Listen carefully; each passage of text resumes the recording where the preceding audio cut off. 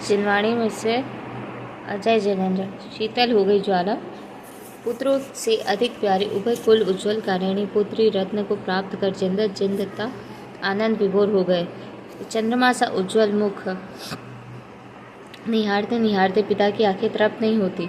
मधुर वाणी सुनकर माता का हृदय कमल सा खिल जाता। सेठ पुत्री की त्रिभुवन मोहिनी सुंदरता देखकर स्वर्ग की अप्सरा भी लज्जा जाती। पिता ने उसका नाम जिनमती रखा।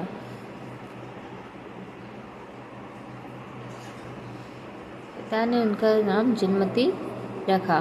पुराणों में कन्या जन्म माँ बाप का अभिशाप नहीं माना गया है, अपितु कन्या को रत्न कहा गया है। कन्याओं का लालन पालन एवं उनकी शिक्षा पर माता पिता पूरा ध्यान रखते थे। जब वह कन्या 5 वर्ष की हुई, पिता ने आरिकाओं के समीप विद्याध्ययन करने के लिए भेजा। चंद दिनों में सर्व विद्याओं में निपुण होकर कन्या ने पिता के घर में प्रवेश किया। सारा घर उज्जवल हो उठा। एक तो कन्या स्वयं सौंदर्य की खान, दूसरी विद्या वैभव से युक्त होकर भी विनयशील, जिन धर्म परायण, विषय वासना से तक उनका स्पर्श नहीं किया। यौवन अवस्था को प्राप्त होकर भी उसमें उद्दंडता नहीं थी, जिन भक्ति उसके हृदय में कूट कूट कर भरी थी। प्रातःकाल का समय था। भीनी भीनी सुगंधि के साथ मंद मंद पवन से जिन मंदिरों की ध्वजाएं लहरा रही थी, शुद्ध वस्त्र पहनकर हाथों में अष्ट द्रव्य का थाल लेकर और जिन स्तोत्र से मुखरित श्रावकगण जिनेंद्र की पूजा करने के लिए जा रहे थे। धार्मिक संस्कारों में पली सेठ कन्या जिनमती भी शुद्ध वस्त्र पहनकर हाथ में अष्टद्रव्य का थाल लेकर जिन मंदिर में गई। निसही करके जिन मंदिर में प्रवेश किया। जिनेंद्र भगवान के मुख का अवलोकन करके उसकी वाणी गदगद हो गई। आनंद दर्शों से मुख से सुख का प्रक्षालन हो गया। सारा शरीर रोमांचित हो गया। दोनों कर मुकुलित हो गए। जिन दर्शन से उसे जो अपूर्व आनंद हुआ वह वचनातीत था। दौलत चंद राम जी ने कहा, जब काल लब्धि बल से दयाल तुम दर्शन पाए भयो खुशाल, मन शांति भयो मिट सकल द्वंद्व चाख्यो स्वात्म रस दुख निकन। सचमुच जिन दर्शन स्वात्म रस का पान कराने वाला है। जिन दर्शन, जिन गुण चिंतन से मग्न जिनमती आत्म ध्यान में लीन थी, अटूट रस से प्रवाहित हृदय में मधुर वाणी से जिन स्तोत्र पढ़ रही थी, कौतूहलवश उस नगर का रुद्र दत्त का पुत्र जिन मंदिर में आया, उसकी दृष्टि जिनमती पर पड़ी। देखते ही मानो उसे दृष्टि को उसके रूप में किलित कर दिया। उसकी शरीर की चेष्टा निश्चल हो गई। निर्निमेष दृष्टि से रुद्रदत्त जिनमती को निहारता रहा। मन में निश्चित किया कि उस कन्या को प्राप्त किए बिना मेरा जीवन निरर्थक है। काम व्याधि से पीड़ित रुद्रदत्त की चेष्टा विलक्षण हो गई। खाना पीना भूल गया। काम पिशाच के वशीभूत होकर बड़बड़ाने लगा। न उसे वस्त्र की सुध थी और न खाने पीने की। न उसका मन व्यापार में था और न उसे निद्रा आती थी। पुत्र की विलक्षण दशा देखकर माता ने उसके हृदय की बात पूछी। पुत्र के हृदय की व्यथा जानकर माता ने सर्ववृतांत अपने पति से कहा। पुत्र की व्यथा जानकर सेठ का माथा ठनका। जिन धर्मी नास्तिक जिनदत्त की लड़की के साथ संबंध कैसे हो सकता है? उसकी प्रतिज्ञा, अन्य मतावलंबी के साथ लड़की का विवाह नहीं करूँगा। मुझे जिन धर्म स्वीकार करना इष्ट नहीं है। हाथी के पैर तले दबकर मर जाऊंगा, परंतु जिन मंदिर में प्रवेश नहीं करूँगा। पुत्र की दशा बिगड़ी जा रही थी। एक क्षण चैन नहीं। काम ज्वर में संतप्त वो चैन कैसे पड़ सकता है? जैसे जैसे दिन निकलते रुद्रदत्त का स्वास्थ्य बिगड़ता जाता। पिता ने पुत्र को बहुत समझाया, अनेक सर्वांग सुंदरियों का प्रलोभन दिया, परंतु रुद्रदत्त का मन जिनमती पर ही दृढ़ रहा। संतान के लिए माता पिता क्या नहीं करते। मोह ममता के कारण संतान के लिए सर्व कार्य करने को तत्पर हो जाते हैं।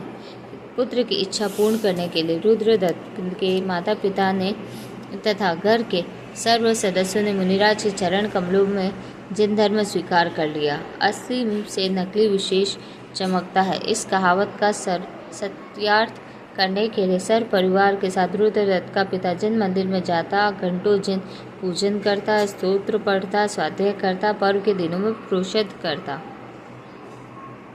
माया कषाय एक ऐसा गड्ढा है जिसमें बैठे हुए क्रोधादि सर्प दृष्टि गोचर नहीं होते। मायावी रुद्रदत्त के पिता ने चंगुल में फंसे हुए जिनदत्त ने उसकी भूरी भूरी प्रशंसा की और अपने घर भोजन करने का निमंत्रण दिया। रुद्रदत्त के पिता ने कहा, भोजन करने की शोभा तो तब होती है जब हमारा तुम्हारा कोई घनिष्ठ संबंध हो। एक दिन भोजन में से तृप्ति कैसे? ऐसा संबंध होना चाहिए कि 7 पीढ़ी तक चले। वह संबंध है पुत्र पुत्री का विवाह। तुम्हारे पुत्री और मेरा पुत्र, इन दोनों का ये संबंध हो गया तो सोने में सुगंधी आ जाए। धर्मात्माओं के साथ धर्म वात्सल्यमय जिनदत्त ने रुद्रदत्त का प्रस्ताव स्वीकार कर लिया। उसे इस बात का पूरा विश्वास हो गया कि सचमुच में जैनी हो गए हैं। शुभ मुहूर्त में जिनमती का रुद्रदत्त के साथ विवाह हो गया। भाग्य की बात है, धर्मात्मा जिनदत्ता का पल्ला विधर्मी से पड़ा। स्वकार्य सिद्ध हो जाने के बाद रुद्रदत्त और उसके माता पिता आदि पारिवारिक जनों ने जिन धर्म को छोड़ दिया और जिनमती को पिता के घर जाने से भी वंचित रखा। धार्मिक संस्कारों में पली हुई सहनशीलता की मूर्ति जिनमती के हृदय में ठेस तो बहुत लगी, परंतु कर क्या सकती है, मन ममोस कर रह गई। जिन मंदिर जाना, जिन पूजन आदि श्वशुर पक्ष के लोगों ने रोक लगा दी। धैर्यशाली ने सबकी बातों को अमृत समझकर पान किया। अंतरंग तो जिन भक्ति से ओतप्रोत था। प्रतिदिन जिनेंद्र का ध्यान करती, उनके गुणों का चिंतन करती, स्त्री पर्याय की आलोचना करती। रुद्रदत्त जिनमती से प्रतिदिन जिन धर्म को छोड़कर बुद्ध धर्म का पालन करने को आग्रह करता। जिनमती अपने धर्म पर अटल रहती। रुद्रदत्त जरा अधिक हठी था, अतः कभी कभी जिनमती पर गुस्सा भी हो जाता और जिनमती बुद्धिमती और चतुर थी, अतः वह उसकी नाराजगी पर कभी अप्रसन्नता जाहिर नहीं करती, बल्कि उसकी नाराजगी को हंसी का रूप दे झट से रुद्रदत्त को शांत कर देती। जो ही पर रोज रोज की विवाह भरी बातें सुख का कारण नहीं होती। जो ही पर रोज की विवाद भरी बातें सुख का कारण नहीं होती। ऐसे वैमनस्य और विवाद में दिन निकले जा रहे थे। एक दिन ऐसा मौका आया कि दुष्ट भीलों ने शहर के किसी हिस्से में आग लगा दी थी। देखते ही देखते नगर स्वाहा होने लगा। प्रचंड अग्नि की लपलपाती हुई जिह्वा के क्षण मात्र में सारे नगर की विभूति को राख में परिणत करने की तैयारी की। कितने लोगों के घर वीरान हो गए। गनीमत रही कि किसी चर प्राणी की आहुति उसकी बलि वेदी पर चढ़ गए पाए।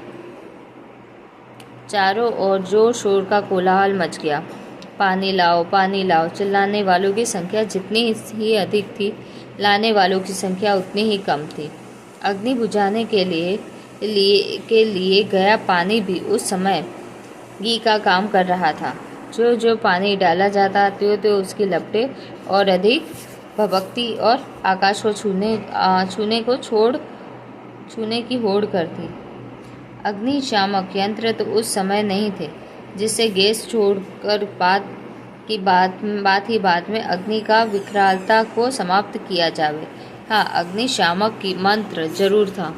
उस जमाने में आस्तिक और श्रद्धालु लोग उसी का सहारा लेकर प्रकृति के स्रोत्र रूप पर विजय प्राप्त करते थे। जब सीता का सतीत्व परीक्षा के लिए रचा गया अग्निकुंड जैन धर्म के प्रभाव से एक लहराता हुआ सरोवर बन सकता है, तो कोई आश्चर्य नहीं कि जैन धर्म या जिन भक्ति के प्रभाव से यह तुच्छ अग्नि शांत हो जाए। उस समय के योग्य अवसर को देखकर जिनमती ने अपने स्वामी रुद्रदत्त से कहा, प्राणनाथ सुनिए, रोज रोज का जो धर्म के विषय में अपना वाद विवाद होता है, मैं उसे अच्छा नहीं समझती। मेरी इच्छा है कि यह विवाद रफा हो जाए। इसके लिए मेरा कहना है कि देखो, आज अपने शहर में अग्नि भड़क रही है। कितने घर अग्नि देवता की भेंट चढ़ गए हैं। प्रचंड अग्नि सारे नगर को भस्म करना चाहती है। इसके बुझाने का प्रयत्न करिए। मेरी शर्त है कि आप अपने देव शक्ति और भक्ति के बल पर इस अग्नि को बुझा दे, तो मैं आपके धर्म को स्वीकार कर लूँगी और यदि मैं अपनी जिन भक्ति के बल से इस अग्नि को शमन कर दूं तो आपको मेरा धर्म स्वीकार करना पड़ेगा। पत्नी की बात सुनकर कुछ मधुर हंसी में के साथ बोला, प्रिय, इसमें मेरा क्या विरोध है, परंतु मुझे यह अटपटा लगा कि देव भक्ति से अग्नि शांत हो जाए। पूर्ण श्रद्धा और दृढ़ता पूर्वक जिनमती ने कहा, स्वामी, जिन भक्ति से कौन सा कार्य नहीं होता, जिन भक्ति से बड़ी बड़ी शक्ति है, जिन भक्ति में बड़ी शक्ति है, इसके प्रभाव से अग्नि का जल स्थल बन जाता है, सर्पहार बन जाता है। जो विवेकशील बुद्धिमान भद्र पुरुष श्रद्धा सहित जिन भक्ति में लीन होते हैं, जिनेंद्र के गुणों का स्मरण करते हैं, चिंतन करते हैं, मनन करते हैं, उनके मदोन्मत हाथी, विकराल सिंह, भभक्ता दावानल, भयंकर सर्प, विभत्स संग्राम,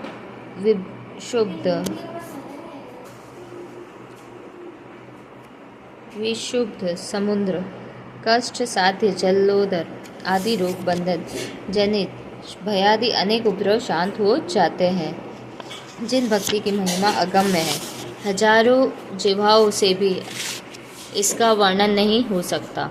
हे प्रिय,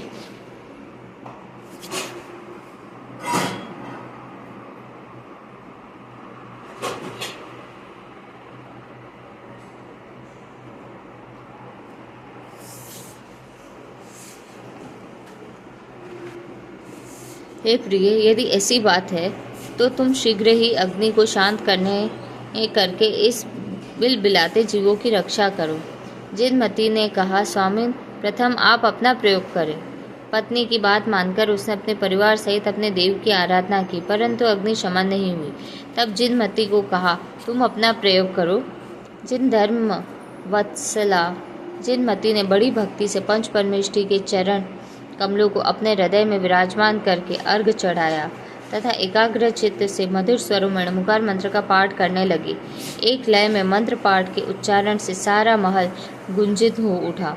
उसकी सास, ननंद आदि पारिवारिक लोग उसका यह कृत्य देखकर उस पर कस कर पानी के छींटे मारते हुए, दांत निकाल कर हंसते हुए कह रहे थे, सती पतिव्रता आग बुझाने बैठी है। भक्ति भावना से यह आग बुझाने वाली है।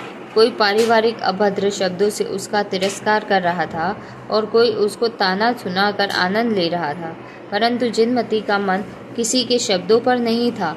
शब्द सुनने के लिए उसके कान बहरे हो चुके थे, आँख किसी को देखने में समर्थ नहीं थी। वह प्रभु भक्ति में इतनी तल्लीन थी, उसका सारा इंद्रिय समिट करके चुप बैठी थी। सरकारी संविधान में देर अंधेर चाहे भले ही हो, परंतु विधाता के विधान में विलंब नहीं। धर्म श्रद्धालु जिनमती ने ज्यों ही अंतर्भक्ति से गदगद होकर पानी छिड़का, पावक तत्काल शीतल हो गया। जिनेंद्र भगवान की जय जयकार से सारा शहर गूंज उठा। इस अतिशय को देखकर रुद्रदत्त और उसके माता पिता पारिवारिक लोग बड़े चकित हुए। उनके हृदय का मिथ्यात्व पलट नष्ट हो गया। सच्चे हृदय से जैन धर्म को स्वीकार किया और जिनमती की भूरी भूरी प्रशंसा की। सच है, संसार में जिन भक्ति की महिमा कौन बखान कर सकता है। सर्वपुरजन और परिजन को जिन चरण सर्वपुरजन और परिजन को जिन धर्म के प्रति श्रद्धालु देखकर जिनमती ने कहा, जिस रत्न से 3 लोक की संपदा प्राप्त हो सकती है, उससे तुष का समूह क्या दुर्लभ है। जिन भक्ति से सांसारिक अपदय दूर हो सकती है, तो इसमें क्या